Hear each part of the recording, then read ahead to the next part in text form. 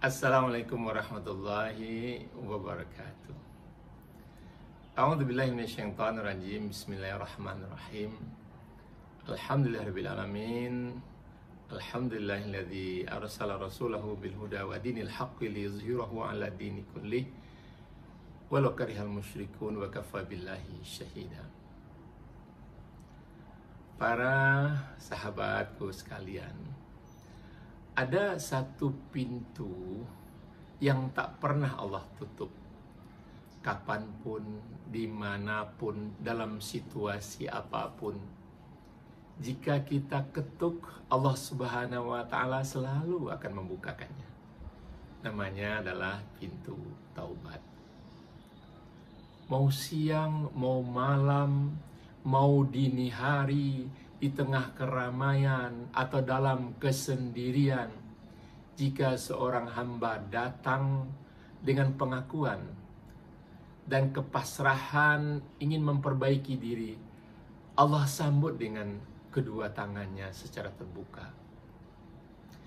Bandingkanlah dengan orang-orang yang paling dekat dengan kita, umpamanya seakrab apapun, saudara, teman karib, jika kita ketuk umpamanya pintunya di tengah malam, tentu dia merasa terusik, terganggu istirahatnya. Dalam satu hadis Rasulullah SAW bersabda, "Innallaha yabsutu yadahu bil-laili liyatuba musii'un nahari." Sesungguhnya Allah merentangkan kedua tangannya di malam hari untuk menerima taubat orang-orang yang telah berbuat dosa di siang hari. Wa yabsutu yadahu fin nahari liyatuba musii'ul laili. Dan Allah merentangkan kedua tangannya di siang hari untuk menerima taubat orang-orang yang telah berbuat dosa di malam hari. Hatta tadlu asy-syamsu min maghribiha, sehingga matahari itu terbit dari barat, kata lain daripada kiamat. Hadis diriwayatkan oleh Imam Muslim. Luar biasa. Allah menyambut kita kapanpun kita datang, kapanpun kita mengetuk pintu, yaitu pintu taubat. Kapanpun seorang hamba yang telah sadar, terlanjur telah berbuat dosa, kemudian dia menyesal, dan lalu datang kepada Allah Subhanahu wa Ta'ala, tak akan diusir oleh Allah, bahkan disambut. Meski ia datang dengan dosa yang bertumpuk menjulang sampai ke langit, yang bertebaran begitu banyak seperti pasir di pantai, jika dia sungguh-sungguh bertaubat, taubatan nasuha, Allah pasti akan mengampuninya. Innallaha yaghfiru dzunuba jami'a, Innallaha huwal ghafurur rahim. Sesungguhnya Allah Maha Pengampun atas segala dosa-dosa, dan Allah Maha Pengampun lagi Maha Penyayang. Jadi ada fakta-fakta, dalil nakli yang membuktikan bahwa orang-orang yang telah berbuat dosa besar, mereka diampuni oleh Allah Subhanahu wa Ta'ala. Dalam hadis riwayat Bukhari dan Muslim, Rasulullah SAW mengisahkan tentang adanya seorang yang telah membunuh 99 orang. Ya. Dalam kegelisahan dan kegundahan jiwanya, pembunuh 99 ini dia ingin bertaubat. Kemudian dia datang kepada salah seorang abid, ahli ibadah dari Bani Israel. Kemudian dia bertanya, "Fahalli min taubati?" Masih mungkinkah saya untuk bisa bertaubat, katanya. Sang abid itu menjawab, "Kau bunuh 99 orang, lalu sekarang engkau akan bertobat. Allah tak akan ampuni engkau." Faqatalahu. Kata Rasulullah SAW, maka si abid itu pun dibunuh oleh sang pembunuh tersebut. Sehingga sekarang genaplah menjadi 100 orang. Lalu karena dia masih ingin bertaubat, dia datanglah kepada seorang alim. Orang alim itu ditanya oleh si pembunuh ini, "Fahalli min taubah?" Apakah masih ada peluang untukku bisa bertaubat? Jawaban orang alim ini sangat mengejutkan si pembunuh tersebut.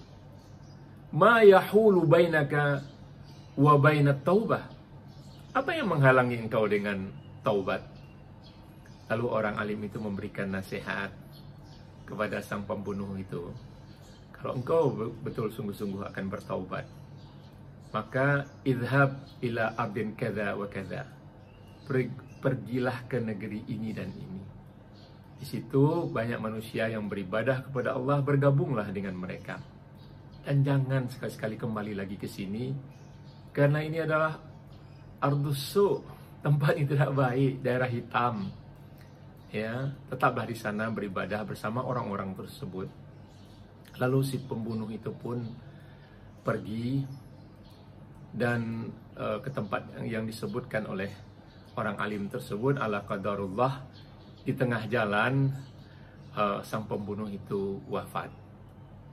Maka berebutlah di antara dua malaikat azab dan malaikat rahmat. Kata malaikat rahmat, ini jatahku, orang ini mau bertaubat. Kata malaikat azab, tapi dia belum sempat bertaubat. Maka Allah mengutus satu malaikat yang menyerupai manusia menjadi hakim. Kata hakim tersebut, ukurlah jarak antara jasad orang ini ke tempat asal dia berangkat tadi, dan bandingkan dengan jarak dari jasad ini kepada tempat arah tujuannya untuk bertaubat tersebut. Lalu diukurlah, ternyata dia lebih dekat kepada tujuan negeri tempat dia ingin bertaubat tersebut. Maka kemudian dia diambil oleh malaikat rahmat. Subhanallah, seorang pembunuh yang telah membunuh 100 orang, tapi dia ingin bertaubat dengan sungguh-sungguh, masih lagi Allah sambut dengan kasih sayangnya yang tiada terbilang.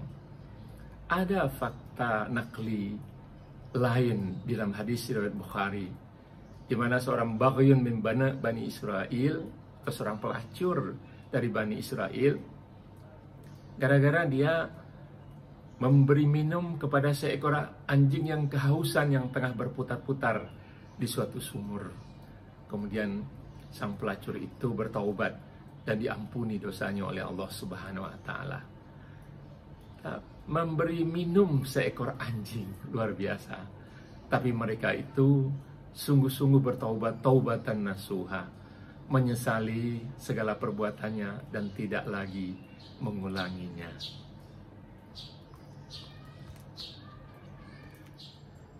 Allah Subhanahu wa taala mengetahui bahwa manusia itu sebagai ciptaan Allah kerap berbuat salah.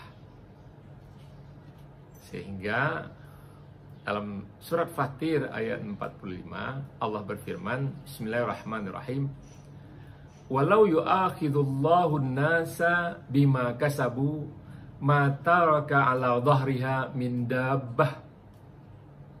Kalaulah, kata Allah Subhanahu wa taala, sekiranya Allah azab setiap kesalahan atau dosa yang dibuat oleh anak manusia, maka niscaya tak akan ada satu orang pun manusia yang melata tersisa di muka bumi ini. Walakin yuakhiruhum ila ajalim musamma. Akan tetapi Allah masih memberikan tangguh waktu kepada suatu masa tertentu. Fa idza jaa ajaluhum fa innallaha kana bi'ibadihi basira. Maka ketika sudah sampai ajal mereka, maka sesungguhnya Allah Maha melihat apa-apa yang diperbuat oleh hambanya. Jadi sahabatku sekalian, Allah memberikan waktu kepada kita. Allah berikan kesempatan kita untuk memperbaiki diri kita. Kata orang Arab, al-insanu mahalul khata' wa nisyan. Insan itu atau manusia itu adalah tempatnya salah dan lupa. Tiap orang pasti punya dosa. Tidak ada manusia yang bersih. Akan tapi yang ada itu adalah manusia yang membersihkan dirinya. Tidak ada, Allah mengatakan innallaha yuhibbut tahirin, Allah mencintai orang yang bersih. Tak ada, karena tak ada manusia yang bersih. Tapi innallaha yuhibbul mutatahhirin, Allah mencintai orang-orang yang membersihkan dirinya. Dalam satu hadis riwayat Ibnu Majah, Rasulullah SAW pernah bersabda, kullu bani Adam khata'un wa khairul khata'ina at-tawwabuna. Tiap anak cucu Adam itu pasti dia punya dosa. Dan sebaik-baik orang yang berdosa itu ya bertaubatlah. Jadi taubat ada mekanisme dalam syariat Islam. Jika seseorang terlanjur salah atau berdosa, haruslah dikoreksi. Cara mengkoreksinya bagaimana? Dengan taubat. Taubat artinya kembali kepada jalan yang benar. Tentunya dengan niat yang ikhlas ya. Menyesal, jauhi tempat-tempat maksiat atau teman-teman yang mengajak maksiat tersebut. Meskipun syaitan pasti akan selalu membisik-bisikkan perasaan putus asa. Udahlah, sudah terlanjur, kadung basah. Yang lain berbuat dosa juga kok sama, bahkan lebih berat dari engkau. Percuma juga taubat. Allah memotongnya dalam surat Az-Zumar ayat 53. Qul ya ibadiyalladzina asrafu ala anfusihim la taqnatu min rahmatillah. Katakanlah wahai Muhammad, wahai hamba-hambaku yang telah melampaui batas, yang telah berbuat dosa, menzalimi diri mereka sendiri, janganlah putus asa terhadap kasih sayang Allah. Janganlah putus asa terhadap akan adanya ampunan dari Allah Subhanahu wa taala. Innallaha yaghfiru dzunuba jami'a innahu wal ghafurur rahim. Sesungguhnya Allah mengampuni segala dosa dan Allah Maha Pengampun lagi Maha Penyayang. Jadi kalau salah lagi, bagaimana? Salah lagi nih, ya taubat lagi. Nah, salah lagi, ya taubat lagi. Coba istiqomah, pertahankan istiqomah. Tanpa kita sadar kita salah lagi. Kata Allah Subhanahu wa taala dalam hadis qudsi, "Adnaba 'abdi dzanban." Hambaku telah berbuat satu dosa. Lalu dia minta ampun kepadaku. Kemudian dia berdosa lagi, lalu dia bertaubat lagi minta ampun kepadaku. Kata Allah Subhanahu wa taala, "Alima 'abdi annalahu rabban yaghfiru dzanba."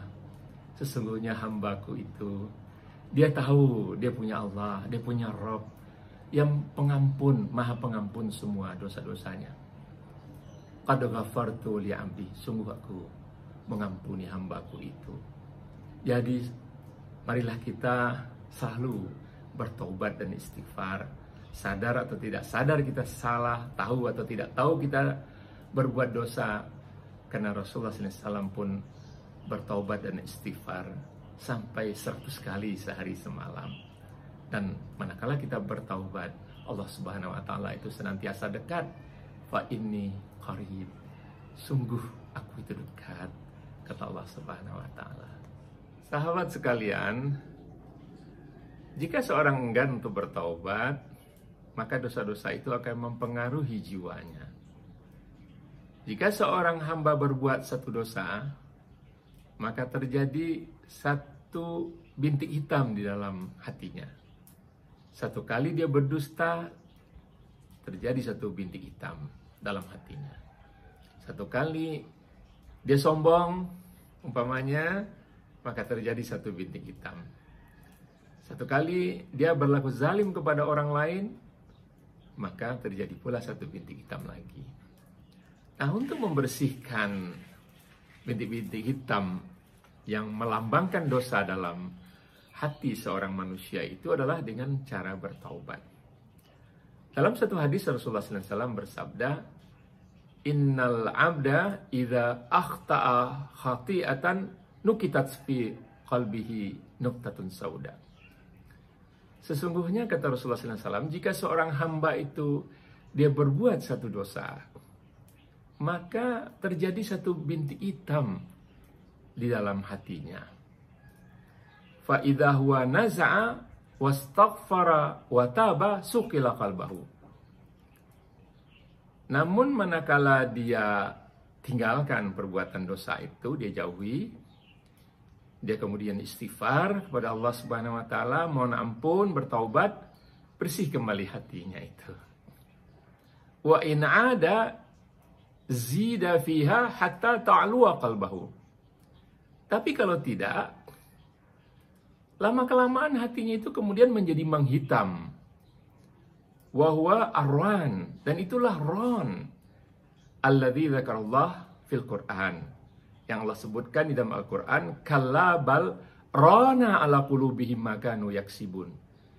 Ya, bahkan di dalam hatinya itu ada rona hitam yang menghitam karena banyaknya bekas-bekas dosa dan kedustaan yang telah dibuat oleh mereka. Jadi sahabatku sekalian, marilah kita bertaubat sebelum matahari terbit dari barat, artinya kiamat. Allah Subhanahu wa taala masih menunggu taubat setiap hamba sebelum nyawa sampai di tenggorokan. Innallaha yuqbalu taubatal 'abdi ma lam yughargir. Sesungguhnya Allah menerima taubat seorang hamba sebelum nyawa sampai di tenggorokan. Setiap kita, tiap insan pasti akan mengalami yughargir, sakaratul maut, pasti sahabatku. Pada saat anak-anak, istri, kerabat kita menangisi kita dengan memanggil-manggil ayah, abah, abah, saat kita berhadapan dengan 500 malaikat ditambah dengan satu eksekutor malaikat maut. Kemudian malaikat maut itu bertanya, inikah orangnya?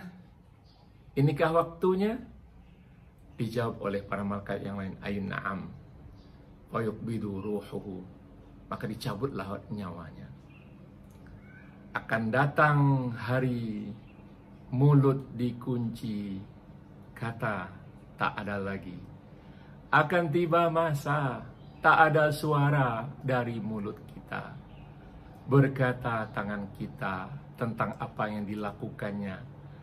Berkata kaki kita, kemana saja ia melangkahnya. Tidak tahu kita bila harinya tanggung jawab tiba. Puisi oleh Ayahanda Taufik Ismail. Marilah sahabatku sekalian, kita segera bertaubat selagi Allah masih memberikan waktu kepada kita. Mudah-mudahan materi tentang kuliah taubat ini berkenan hendaknya saya sampaikan kepada sahabat-sahabat yang saya cintai, dan mudah-mudahan bermanfaat. Semoga kita menjadi orang-orang yang bertaubat. Billahi taufiq wal hidayah. Assalamualaikum warahmatullahi wabarakatuh.